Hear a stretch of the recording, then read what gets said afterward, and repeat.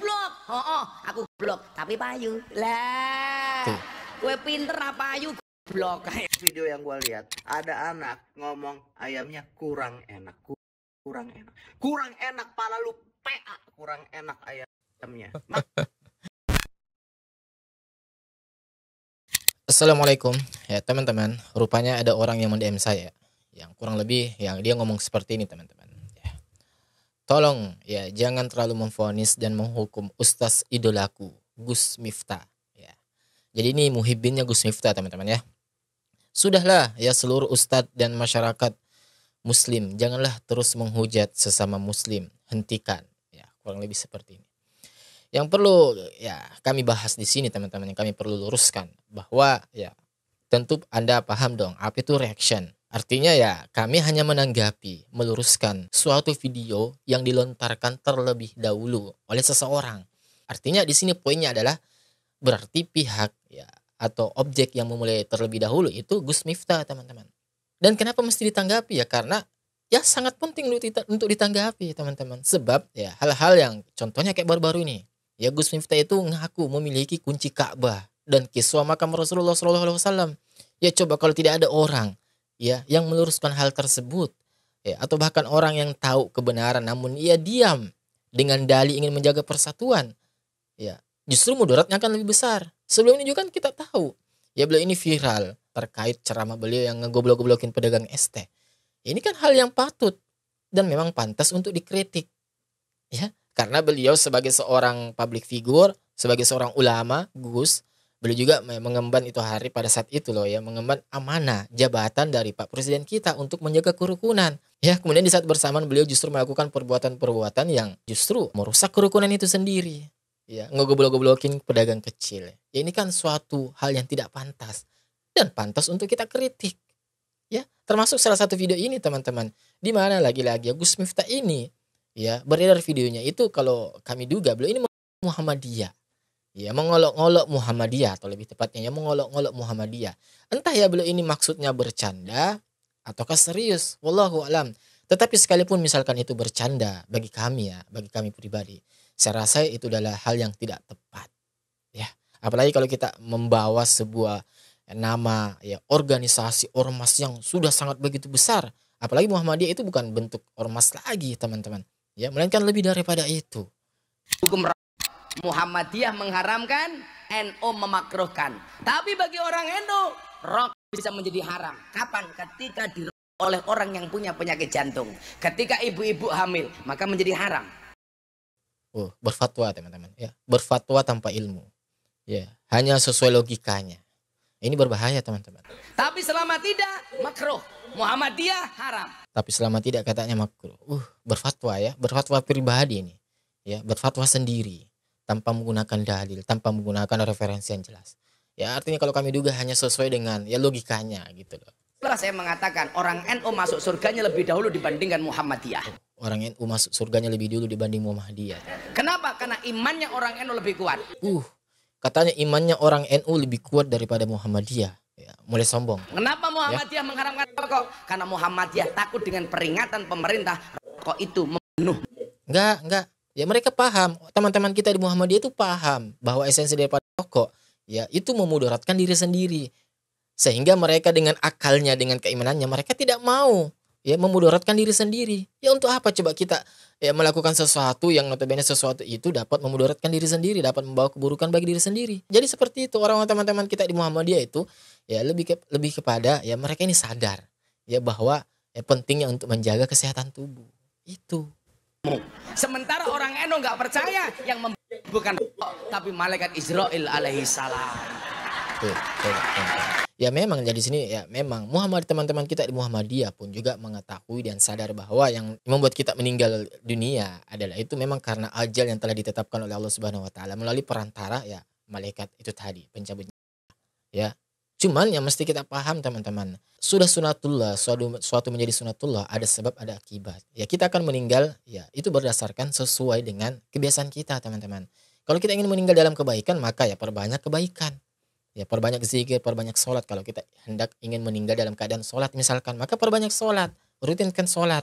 Ataupun perbanyak zikir kalau kita meninggal ingin meninggal dalam keadaan mudah mengucapkan zikir. Ya kalau kita keseharian kita kan ngerokok, minum-minum, ya maka kematian kita ya tidak jauh-jauh naudzubillah dari hal yang seperti itu teman-teman. Jadi teman-teman kita di Muhammadiyah itu sadar akan hal itu. Makanya mereka memilih jalan ya ikhtiar sebaik mungkin untuk meninggalkan segala bentuk keburukan. Tapi lah Muhammadiyah wedi saya ukur Pak. Karena peringatan pemerintah rokok itu membunuhmu, bukan membunuhmu. Membunuhmu Muhammadiyah. Coba teman-teman ya. Kita sudah saksikan, kita dengar tadi videonya dengan jelas seperti apa kelakuan daripada Gus Miftah. Ya mengolok-olok Muhammadiyah. Kemudian berfatwa ya sesuai hawa nafsunya. Ya berfatwa pribadi. Ya lebih mengutamakan ya mengandalkan logika saja teman-teman. Katanya ngerokok itu haram kalau yang melakukan itu ya orang yang ada penyakitnya dan lain sebagainya. Makruh kalau orang itu tersebut sehat-sehat saja. Nah ini kan apa coba teman-teman? Ya berfatwa sesuai hawa nafsu. Berfatwa mengandalkan logikanya saja. Ya subhanallah. Dan ini adalah hal yang harus kita luruskan.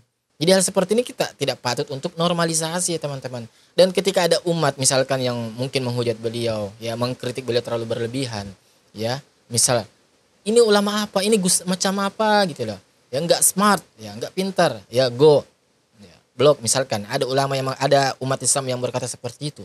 Ya, tetapi coba apa respon daripada Gus Miftah? Ya justru Gus Miftah malah ya senang, malah bahagia katanya, malah bangga dikatain seperti itu. Katanya yang penting nggak apa-apa, yang penting saya laku daripada Anda yang pintar, yang smart, ya tetapi nggak laku. Ya subhanallah, ini macam apa coba teman? Makanya saya ngomong, sejak kapan rendang punya agama? Diajar sama orang-orang galak. Miftah blok, aku blok, tapi payu. Lah, gue pinter apa payu blok kayak. Tuh coba teman-teman. Ya bangga, ya malah senang dibilangin go, di blok. Ini macam apa coba teman? Katanya nggak apa-apa. Saya laku daripada Anda pinter nggak laku. Ya subhanallah. Lagi-lagi ya berbicara tentang persoalan ya ketenaran. Ya lagi-lagi seperti itu. Dan ini yang kami sayangkan teman-teman. Seharusnya Gus Miftah tidak perlulah melakukan hal yang seperti itu. Ya. Dan teman-teman, kenapa hal seperti ini kita tidak patut untuk normalisasi? Ya sebab kita ini khawatir terhadap para pendengarnya beliau, jamaah beliau, khususnya murid beliau teman-teman. Karena sesuatu yang keliru kalau kita diamkan, gak ada orang yang mengetahui bahwa itu sesuatu adalah keliru, kemudian ia diam dan tidak meluruskannya, maka orang-orang akan menganggap itu benar. Lama kelamaan akan menganggap itu benar, dan lama kelamaan orang akan menganggap hal itu ya boleh-boleh saja, lumrah lah, baik bahkan na'udzubillah. Ya salah satunya video berikut ini teman-teman. Coba lihat. Ini video sebenarnya buat subscribers only, tapi gua gak kuat pengen marah-marah. Jadi masalah makan siang bergizi gratis buat anak-anak. Ada satu video yang gua lihat, ada anak ngomong ayamnya kurang enak, kurang enak pala lu PA, kurang enak ayamnya. Coba teman-teman, ya ini Deddy Corbuzier, dan tentu kita tahu ya beliau ini merupakan ya saudara kita yang baru saja mualaf ya. Artinya nggak begitu lama lah beliau ini masuk ke dalam Islam, dan alhamdulillah ya, saya pribadi juga bersyukur atas keislaman beliau. Ya, dan tentu kita tahu ya bahwa beliau ini memiliki seorang guru, dan gurunya adalah Gus Miftah. Ya, coba lihat sekarang. Ya, anak kecil di PA-PA-in. Ya, padahal beliau ini adalah seorang public figure. Ya, seseorang yang saya kenal cerdas, ya, smart people bahkan. Ya, memiliki apa ya, dalam retorika itu luar biasa lah ya. Saya sudah tidak ragu lagi terhadap kemampuan beliau, kecerdasan beliau. Masya Allah, ya, sangat cerdas bahkan. Bahkan beliau diangkat ya menjadi ya, salah satu anggota TNI. Ya, entah saya lupa gelar apa namanya itu. Ya, karena beliau memiliki public speaking yang baik. Tetapi ya saya kecewa ketika mendengar pernyataan beliau kali ini. Ya, anak-anak sampai anak kecil sampai di PA-PA-in. Coba. Yang satunya ngegoblok-goblokin pedagang kecil, yang satunya nge-PA-PA-in anak kecil lagi. Ya. Entah ya apakah beliau ini terlalu sibuk yang ngebesarin ototnya sampai lupa ya. Wallahu alam ya, wallahu alam. Ya, cuman satu hal bahwa kalau perkataan seperti itu diucapkan untuk anak kecil, ya saya rasa mohon maaf ya, saya rasa itu kurang pantas. Ya, kurang pantas. Makan siang bergizi gratis. Anak gua Aska dari dulu ikut gua syuting di mana-mana. Yang gua kasih makan adalah makanan box yang ada di sana yang buat semua orang. Dan kalau dia ngomong sama gua, "Pak, nggak enak, aku mau yang lain." Gue tahu tanya anaknya gue tabok, makan Dibandingin sama anaknya teman-teman ya. kamu. Ini makanan, ini sehat. Semua orang makan seperti ini. Komplain gak enak. Itu anak gue makanya sampai sekarang lu tanya sama semua orang yang pernah syuting sama Aska atau deket sama Aska, sampai sekarang Aska kemanapun kalau ada syuting atau ada kerjaan yang dicari sama dia adalah nasi box karena kebiasaan. Nggak pernah komplain enak nggak enak. Iya. Nggak pernah komplain katanya Enak teman-teman. dimakan sama dia. Nah ente komplain kayak apa ente? Ya. Gila. Coba teman-teman. Ya terakhir tuh loh. Gila katanya. Ya. Yang pertama teman-teman, perlu saya luruskan di sini bahwa beliau ini ya menyamakan antara nasi box ya, anak beliau. Tentunya kita tahu anak artis. Kemudian disamakan dengan nasi box, ya, makanan bergizi gratis yang diberikan kepada ya adik-adik kita di sekolah. Ini adalah sesuatu yang membandingkan sesuatu yang tidak apple to apple, teman-teman. Ya. Tentu antara nasi box anak artis dengan nasi box makan bergizi itu berbeda harganya. Yang satu 10.000, yang satu tentu di atas 50.000 lah. Tentunya kan. Ya. Jadi kita tidak pantas untuk menyamakan hal ini, teman-teman. Ya sekalipun bentuknya memang sama-sama misalkan box. Ya, tetapi tentu kualitasnya berbeda lah. Jadi sesuatu hal yang seperti yang disampaikan oleh ya Pak Deddy Corbuzier ini ya, itu tidak apple to apple, teman-teman. Berbeda ceritanya ketika Pak Deddy Corbuzier ini mengatakan anak beliau memakan juga nasi bergizi, ya makanan bergizi gratis itu yang diberikan oleh atau program Pak Prabowo itu ya dimakan. Nah, dibandingkan sama itu juga, ya itu berbeda cerita. Yang kedua juga beliau ini saking ngototnya ya marah-marahnya seperti itu sampai nge-PA-PAin anak kecil. Ini juga kurang tepat. Ya, apalagi beliau sebagai seorang public figure. Bahkan beliau ini terlihat begitu semangatnya, ya begitu berapi-apinya, ya membela ya dalam kutip membela ya program Pak Prabowo kali ini. Nah, sosnya bijaknya ya Pak Deddy Corbuzier ini, sosnya beliau ini memahami bahwa yang komplain itu ya ini kan kasusnya anak kecil kan, anak kecil ditanya oleh reporter kalau Anda tahu dan masih mengingat kejadian itu, ditanya sama reporter. Nah, gimana makanannya kok nggak dihabisin? Nah, sebagai seorang anak kecil kan tentu jawabannya kan polos, teman-teman. Mereka akan mengatakan nggak enak. Ya kan? Berbeda dengan orang dewasa mungkin atau seumuran kayak kita. Ya, tentu jawabannya akan berbeda. Mungkin bisa ia mengemas dengan kata-kata yang lebih halus. Yang namanya anak kecil masih polos. Ya kan? Yang kedua adalah ini kan negara demokrasi. Siapa saja itu berhak ya mengkritik ataupun memberi penilaian. Ya, jadi sah-sah saja teman-teman, siapapun boleh mengkritik. Ya. Orang besar saja itu boleh mengkritik, apalagi yang notabene itu anak kecil yang mereka ini masih polos. Ya. Jadi ya santai saja lah. Ya, santai saja dalam merespon ya hal-hal yang semacam ini. Apalagi orang yang melakukan perkataan seperti itu yang enggak mengatakan yang enggak enak itu adalah anak kecil. Ya mereka masih polos. Ya jadi santai saja. Ya santun. Ya sesantun seperti kemarin tuh masalah Gus Miftah yang ngegoblok-goblokin pedagang es teh, ya pedagang es teh. Ya, Anda kan juga ya membuat sebuah video, ya mereaksi. Tetapi kalau saya lihat di situ begitu halus. Ya seakan-akan kalau kami duga ya seakan-akan beliau ini ya bersikap pertengahan. Tetapi kalau kami duga sebenarnya agak condong sih ya, mengarah ke sisi Gus Miftah. Ya pada saat permasalahan Gus Miftah itu kan dengan pedagang es teh yang ngegoblok-goblokin itu. Gak setegas sekarang ya.